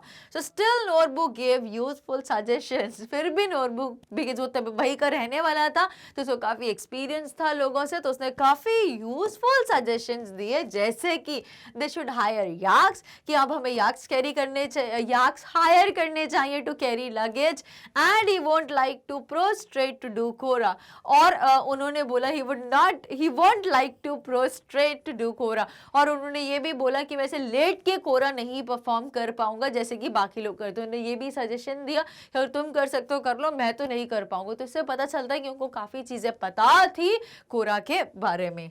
At this, the author felt that his positive thinking strategy was working well. और इस टाइम पे ऑथर को ऐसा रियलाइज हुआ कि हाँ, मैं ऐसा पॉजिटिव सोचता था, नहीं कोई तो मुझे मिलेगा जो मेरी कंपनी देगा, कोई तो होगा जिसको इसके बारे में जानकारी होगी, और होप कि ऐसा ही हो कि मैं किसी ऐसे पर्सन के साथ कोरा परफॉर्म करूँ या कंप्लीट करूँ जिसको वहाँ के बारे में काफ़ी अच्छी नॉलेज हो. और फाइनली उनकी पॉजिटिव थिंकिंग ने उनको पॉजिटिव रिजल्ट दिया. So this is all about discussion of this beautiful answer. Now, we have to briefly comment on the following statement. सबसे पहला स्टेटमेंट ब्रीफली मतलब बहुत ही कम से कम शब्दों का यूज करके हमें इस आंसर को कंप्लीट करना है. The purpose of the author's journey to Mount Kailash. क्या पर्पस था ऑथर की जर्नी का टू माउंट कैलाश? क्यों, क्या पर्पस था? हम ऑलरेडी पढ़ चुके हैं, जल्दी से रीड करते हैं. एकेडमिक पर्पस था. So he had come to do kora for academic purpose, merely and only for academic purpose के लिए वो कोरा को परफॉर्म करने के लिए आए थे. नाउ इसीलिए वो चाहते थे कि वो ऐसे इंसान के साथ कोरा परफॉर्म करे कि जिसको कोरा के बारे में नॉलेज हो, जो काफ़ी हाई इन स्पिरिचुअल वैल्यू, जो काफ़ी रिलीजियस हो, जिसको बुद्धिस्ट कल्चर के बारे में काफ़ी चीज़ें पता हो, because this was a tradition और अ प्रैक्टिस और a ritual under the Buddhist culture. तो वो ऐसे पर्सन के साथ करना चाहते थे जो और चीज़ें उनको कोरा के बारे में बता सके. So possibly he wanted to write some academic papers. ऐसा समझ में आता है बिकॉज उनका एकेडमिक पर्पस था, तो वो रिसर्च कुछ कर रहे थे, कुछ फाइंड आउट करना चाहते थे, जिसके लिए वो प्रैक्टिकली उन चीज़ों के थ्रू पास होना चाहते थे. तो वो इसीलिए कर रहे थे ताकि उनको कुछ एक्स्ट्रा, कुछ इंपॉर्टेंट इंफॉर्मेशन मिल सके जो वो अपने रिसर्च पेपर में इंक्लूड कर सके. So possibly wanted to write some academic papers about it and its importance in the lives of pilgrims. और पिलग्रिम्स की लाइफ में, तीर्थ यात्रियों की लाइफ में कोरा करने की क्या इंपॉर्टेंस. जैसे माना जाता है कि मुस्लिम कल्चर की अगर हम बात करें तो ऐसा माना जाता है कि अगर वो एक बार हज कर लेंगे so their life is complete, they are all contented, वो सैटिस्फाइड की फीलिंग हो जाती है, बिकॉज अब वो क्लियर है कि उनका लाइफ का जो पर्पस था अटेनमेंट ऑफ गॉड वो हो चुका है। सिमिलरली हिंदू कल्चर में भी ऐसा ही होता है कि चारों धाम कर लो तो आपको मोक्ष प्राप्त हो जाएगा। ये सबके अपने अपने बिलीफ रहते हैं। सो इज द केस, वो इन्हीं चीज़ों को प्रैक्टिकली फाउंड आउट करना चाहते थे, एक्सप्लोर करना चाहते थे, इसीलिए उन्होंने प्लान करा माउंट कैलाश पे जाने का और कोरा को परफॉर्म करने का। The author's physical condition in दार्चन। अब यहाँ पे हमें क्या बताना, ऑथर की जो फिजिकल कंडीशन थी दार्चन में वो कैसी हो गई। So that was very pathetic। क्या हमने देखा कि उनका उनका जो हेड है that was hurting badly। उनके सर में ऐसा लग रहा था somebody is hammering, ऐसा सर फट रहा था दर्द के कारण। फिर दूसरा क्या देखा, साइनस की प्रॉब्लम हो रही थी उनको, उनके नोज में उनके दोनों जो नॉस्ट्रल्स थी वो पूरी ब्लॉक हो गई थी, उनमें कंजेशन हो गया था, जिसकी वजह से he was not able to breathe properly. और उनको बार बार ऐसे रात को जब वो स्टे करा था उन्होंने रात को, तो उनको दार्चन में जब रात को रुके थे उनको ऐसा फील हो रहा था कि अगर वो अब सोए तो शायद वो सोते ही रह जाएंगे यहाँ पर और वो नहीं उठ पाएंगे, क्योंकि इतना ज्यादा कंजेशन था जिसकी वजह से ब्रीथ नहीं कर पा रहे थे, ब्रीदिंग में प्रॉब्लम हो रही थी। बिकॉज जितना ज्यादा वो altitude 5515 height above the sea level वो पहुंच चुके थे, तो इतनी हाइट पे जहाँ पे एटमॉस्फेरिक प्रेशर बहुत कम हो जाता है, ऑक्सीजन की कमी हो जाती है, सांस लेने में दिक्कत होती है, और यही सारी चीजें वो भी फेस कर रहे थे। और ऊपर से सबसे top of that it was a bitter cold, बहुत ही ज्यादा चुभती हुई जो ठंड थी, उन सारी चीजों से दार्चन में बहुत नेगेटिव फीलिंग आई, या उनको बहुत बुरा फील हुआ। किसको? हमारे ऑथर को। उनकी फिजिकल कंडीशन काफी पुअर हो गई थी। Let's check with the answer. Darchen was a derelicted, dusty and refuse. तो दार्चन बहुत ही डीरेलिक टाइप ऑफ जगह थी जहाँ पे उनको बिल्कुल इंटरेस्ट नहीं आ रहा था रुकने में, और बहुत ही धूल मिट्टी कचरे के ढेर, कूड़े के ढेर लगे हुए हैं, तो ये चीज़ों को बहुत डिसअपॉइंट कर रही थी। And it was bit refused कि मुझे यहाँ पे नहीं रहना चाहिए और मैं कैसे इस जगह को और बर्दाश्त करूँगा। When the author and Seaton reach the town it was dark already. और जब वहाँ पे ऑथर और सीटन पहुंचे, जब वहाँ पे निक मिडल्टन सीटन के साथ पहुंचे, तो ऑलरेडी रात के 10:30 हो चुके थे। It was 10:30 in the night. It was dark already, और काफ़ी अंधेरा हो गया था, बिकॉज जहाँ पे ठंड वाले एरिया में रात जल्दी हो जाती है, तो 10:30 पे तो अच्छा खासा डार्क हो गया था। दे pulled up in a guest house, और उन्होंने फटाफट एक गेस्ट हाउस ढूंढा और उसमें वो लोग सोने के लिए चले गए after having dinner. The night they settled in was troublesome for the author, और वो रात ऑथर के लिए, निक मिडल्टन के लिए बहुत ही प्रॉब्लमेटिक रात थी, बिकॉज बहुत ज़्यादा उनको कंजेशन हो गया था, जिसकी वजह से वहाँ पे 1 मिनट के लिए भी रात को सो नहीं पाए थे। The open air rubbish dump that passed for the town of Hor had set off his cold once more. अब के जो open air, ये जो rubbish dump that passed for the town of Hor had set off his cold once more. और ये जो होर से जब वो पास हुए उनका कोल्ड काफ़ी ट्रिगर हुआ। फिर इसके बाद वो जो डस्टी वस्टी चीज़ें और शुरू हो गई, जो धूल मिट्टी, इनसे उनका जो कोल्ड था उनको और ट्रिगर हो गया, साइनस की प्रॉब्लम थोड़ी और उनकी बढ़ गई। One of his nostrils blocked, उनका जो एक जो जिससे सांस ले रहे थे, एक नॉस्ट्रल उनकी कोई ब्लॉक हो गई थी। One of his nostrils blocked. He tried to accustom to breathing with one nostril. अब कैसे भी वो इतनी देर से मैनेज कर रहे थे कि एक नॉस्ट्रल से ही ब्रीथ करे, एक से ही ब्रीथ इन करे, एक से ही ब्रीथ आउट करे, तो उनके लिए थोड़ी सी प्रॉब्लम हो रही थी। However, it did not provide him with sufficient oxygen, so he tried to breathe from mouth. But उससे sufficient oxygen उनको नहीं मिल पा रही थी, काफ़ी प्रॉब्लम हो रही थी उनको एक नॉस्ट्रल से ही ब्रीथ इन ब्रीथ आउट करने में, तो उन्होंने मुंह से मुंह खोल के ब्रीथ इन ब्रीथ आउट करना शुरू कर दिया। स्टिल ही कुडंट स्लीप, और इससे भी आराम नहीं मिला। जब उन्होंने मुंह से भी ब्रीथ करना शुरू कर दिया तब भी आराम नहीं मिला, तो इसकी वजह से वो सो ही नहीं पाए थे। His chest felt heavy and the fear never let him sleep for the rest of the night. उनकी चेस्ट में ऐसा लग रहा था पूरा कफ हो गया, पूरी चेस्ट हैवी हो गई है, और ये डर से कि अगर वो सोए तो वो शायद फिर कभी उठ ही नहीं पाएंगे, तो उनकी डेथ ना हो जाए इसकी वजह से, बिकॉज वो ब्रीथ नहीं कर पा रहे थे, ऑक्सीजन की कमी फील हो रही थी उनको, तो जो डर था उसकी वजह से तो और वो उस रात को सो ही नहीं पाए। तो next morning, very early morning, अगले दिन सुबह उठते ही सबसे पहले सीटन उनको एक मेडिकल हॉस्पिटल में मेडिकल कॉलेज लेके जाता है, जहाँ पे डॉक्टर ने उनको देखा और फिर उनको 5 दिन का मेडिसिन देते हैं। The next morning, Seaton took him to the Darchin's Medical College. The doctor, after asking a few questions, declared that the author had caught cold and the effects of altitude. तो doctor ने जब सब कुछ check करा, उनसे कुछ कुछ पूछा, ये कब से हुआ, कैसे हुआ, क्या फील कर रहे हो, तो उनको ऐसा रियलाइज़ हुआ कि इतने हाई एल्टीट्यूड में ट्रेवल करने की वजह से, हाइट पे पहुंचने की वजह से, और इतनी तेज़ ठंड को आप बियर नहीं कर पा रहे, जिसकी वजह से आपको ये सारी प्रॉब्लम्स हो रही हैं. The doctor prescribed the author various medicines, और डॉक्टर उनको काफ़ी मेडिसिन लिख के दी, one of which tasted like cinnamon, जिसमें एक जो थी वो दालचीनी जैसी लग रही थी. That night after having the medicines, the author had sound sleep finally. और जब अगले दिन, उस दिन जब पूरा दिन उन्होंने अर्ली मॉर्निंग भी दिखा दिया था डॉक्टर को, पूरा दिन, एक दिन का जब उनका कोर्स हुआ तो उनको उस रात काफ़ी रिलीफ मिला और उन्होंने उस रात को चैन की नींद सोई. So this was all about the feeling, the poor physical condition of the author in Darchin. Seaton supported the author during the journey. तो हमें यहाँ पे क्या बताना है कि सीटन की कितनी सपोर्ट करी. जो एक सपोर्ट तो हमें अभी अभी पता चला कि Seaton being a tourist guide, being, उसका पर्पस ये था कि लोगों को एक जगह से दूसरी जगह पे लेके जाए, वहाँ की चीज़ों के बारे में बताए और उनको फैसिलिटेट करे. But out of the box जाके सीटन ने as a courtesy, as a humanity, उन्होंने ऑथर को सर्व करा और ऑथर को हॉस्पिटल लेके गए, डॉक्टर को दिखाया, उनकी ड्यू केयर भी करी. तो एक एग्जाम्पल तो हमें यही में पता चला that Seaton support to the author during the journey. So now let's immediately check for the answer. Seaton was the driver. हमें पता है Seaton कौन था? He was the driver of the author's vehicle. It seemed that he had undertaken journey to Mount Kailash many a times. ये हमें कहाँ से पता चला that he had undertaken journey to Mount Kailash many a times? सबसे पहली चीज़ तो he was a driver, और ड्राइवर के साथ साथ क्या थे, वो टूरिस्ट गाइड भी थे, क्योंकि हम ये शुरू से डिस्कस करते हैं Seaton was a tourist guide to Nick Middleton. तो टूरिस्ट गाइड थे और उनकी कार के ड्राइवर भी थे, तो उनको वो उस जगह पर पहले भी जा चुके थे. इसीलिए बिगिनिंग ऑफ द चैप्टर में उन्होंने निक मिडल्टन को सजेस्ट किया था कि let's go from this route, और वो जो शॉर्टेस्ट रूट उन्होंने एक्सप्लोर करा था that was exactly Silk Road या सिल्क रूट. और वो शॉर्टेस्ट रूट उनको कैसे पता चला था? Because he might have gone to that place an number of times.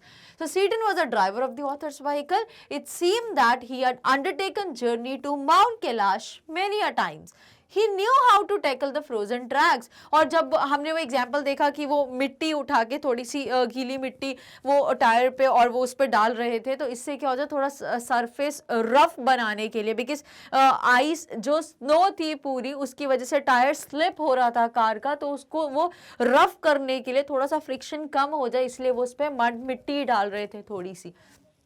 तो इससे समझ में आ रहा है कि वो पहले भी ऐसे स्नोई एरियाज में गाड़ी चला चुके हैं और उनको पता है कि जब ऐसे बर्फ जम जाती है तो गाड़ी को कैसे चीज़ों को टैकल करना है और गाड़ी को कैसे मूव करना है. He guided the author to have lunch breads tea and put up for the night. और उन्होंने इसीलिए वहाँ पे सजेस्ट किया कि आप यहाँ पे लंच ब्रेकफास्ट लंच यहीं पर कर लीजिए, टी पी लीजिए, फिर यहाँ पे हम लोग रुक जाएंगे उसके बाद. So he guided the author to have lunch breads and put up for the night. और आज हम रात को यहीं पर रुक जाते हैं बिकॉज काफ़ी देर भी हो गई थी. When the author spent a sleepless night. और क्योंकि उनको उस रात को नींद भी उस दिन उनकी तबीयत भी ठीक नहीं थी और उनको डॉक्टर को दिखाने जैसी कंडीशन बन रही थी, तो इसलिए उन्होंने बोला कि आज हम रात को यहीं रुकते हैं और अगले दिन हम लोग डॉक्टर को दिखाएंगे. So when the author spent a sleepless night, कि वो पूरी रात सो भी नहीं पाए दार्चिन में, he took him to medical college treatment. तो उनको मेडिकल कॉलेज लेके जाते हैं ट्रीटमेंट के लिए. आउट ऑफ द बॉक्स जाके उन्होंने ये काम किया था. अदरवाइज कोई और टूरिस्ट होता तो बोलता कि आप बीमार है, आप जाके ऐसे दिखा लीजिए, किसी की हेल्प ले लीजिए, लोकल पीपल की, मेरे को यहाँ पे नहीं पता. But he help because of humanity, because of courtesy. However he was quite professional. वो थोड़े प्रोफेशनल भी थे. ऑफ कोर्स जब वो बिजनेस कर रहे थे तो थोड़े से तो प्रोफेशनल होंगे ही होंगे. As he sensed that something untoward could happen with the author as he felt heavy chest and blocked nostrils. He left the letter saying that being Buddhist it was okay but it was not good for his business. वो बोल रहे हैं कि आपके लिए तो ठीक है, अगर मैं बुद्धिस्ट होता तो भी चलता मेरे लिए कि मैं आपकी एक धार्मिक यात्रा, एक तीर्थ यात्रा को कंप्लीट करा दूं, बट बाय प्रोफेशन मैं तो एक टूरिस्ट गाइड हूँ और मेरे बिजनेस को ऐसे काफ़ी अफेक्ट होगा अगर मैं आपकी पूरी एंड तक टेक केयर करूँ करूं और मैं आपका कोरा भी कंप्लीट करूं. So it's not possible for me now on founding you that you are in good health और अब आप खुद से मैनेज कर सकते हो. So I shall take your leave now. तो ये बोल के वो वहाँ से चले जाते हैं. सो ये हमें बताता है कि उन्होंने इतनी केयर करी कि जब तक वो ठीक नहीं हुए, ऐसे बीच में छोड़ के नहीं गए. बीच में छोड़ के गए बट ठीक है, वो ठीक करके गए और होप कि कोई कंपनी मिल जाएगी. Now, heading with the last question of the NCERT work for the last chapter. So, as a Buddhist, he told me he knew that it didn't really matter if I passed away. अब ऐसा क्यों बोलते हैं? Because ऐसा माना जाता है, आप भी कोई अगर तीर्थ यात्रा करने जा रहे हो और यात्रा करते करते आपकी अगर डेथ हो जाती ऑन द वे या ऑन द रूट, तो माना जाता है आप डायरेक्ट भगवान जी के पास ही गए हो. सो इट इज ऐसा होली कॉज वो मान रहे थे, वो बिलीव कर रहे थे. बोलते हैं अगर आपकी डेथ भी हो जाए तो कोई फर्क नहीं पड़ता, बट इससे मेरे प्रोफेशन में जरूर फर्क पड़ेगा. क्यों? क्योंकि अगर वो किसी के टूरिस्ट गाइड थे, किसी को गाइड कर रहे थे, ट्रेवल में हेल्प कर रहे थे और उनके ही कार में किसी की डेथ हो जाती, तो उन पे थोड़ा सा क्वेश्चन आ जाएगा, थोड़ा सा नेगेटिव साउंड करेगा और कस्टमर्स को अट्रैक्ट करने के लिए. So as a Buddhist he told me he knew that it did not really matter if I passed away. तो बोल रहे थे एज अ बुद्धिस्ट अगर मेरी डेथ भी हो जाए तो इससे बहुत ज्यादा फर्क नहीं पड़ेगा, but he thought that it would be bad for business. But वो बिजनेस के लिए सोचते हैं कि थोड़ा सा गलत होगा, नेगेटिव इम्पैक्ट जाएगा इसका लोगों पे, कि क्या सोचेंगे लोग कि हाँ ये उन्हीं का ट्रेवल गाइड या टूरिस्ट गाइड बना था और उनकी डेथ हो गई तो इसके साथ तो नहीं जाना यार, ये कुछ गलत रास्तों पे ले जाएगा या कुछ गलत खिला पिला देगा कहीं जगह पर. तो ऐसे एक नेगेटिव थॉट लोग परसीव कर लेंगे, इसलिए बोलते हैं एज अ बुद्धिस्ट तो ये थॉट अच्छा है, बट अगर मैं प्रोफेशन की सेंस में देखूं तो ये थोड़ा सा मेरे लिए नेगेटिव हो जाएगा. So now let's check with the answer. Seaton told the author that being Buddhist, it did not matter at all if the author passed away in Darchen. कि अगर उनकी डेथ भी हो जाए दार्चन में तो उससे कोई फर्क नहीं पड़ता. तो अच्छी बात है कि आप एक इतनी अच्छी जगह पर आए, इतनी होली प्लेस पर आए हो और आपकी डेथ यहाँ पे होगी. So it's directly home to heaven.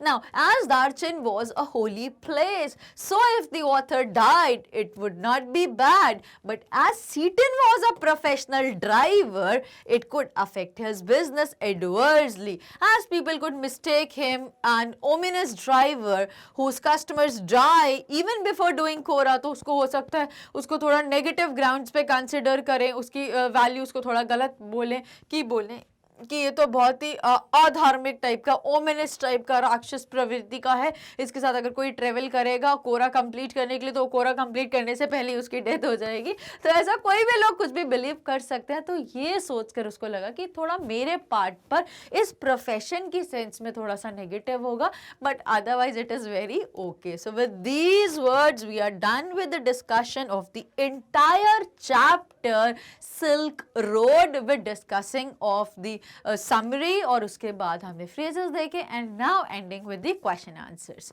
सो अभी पिक्चर खत्म नहीं हुई है, आपका टास्क अभी बचा है. आपको क्या करना है? रिलीजियस प्रैक्टिस को आपको भी फॉलो करना है. आपकी जो एक स्पिरिचुअल जर्नी है आपको उसको कंप्लीट करना है by hitting like, share and subscribe button. So thank you very much for watching the video.